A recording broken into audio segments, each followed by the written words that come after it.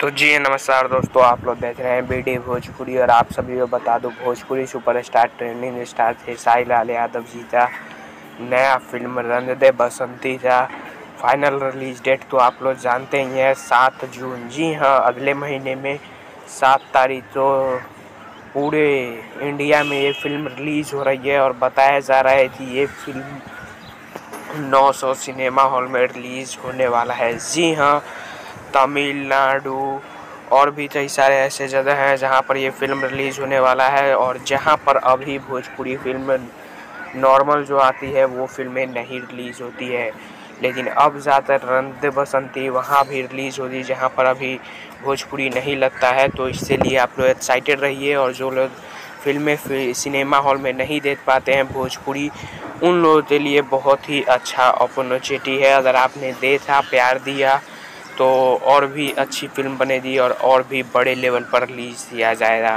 तो 7 जून को ज़रूर जाएं अपने नज़दीकी सिनेमा हॉल में।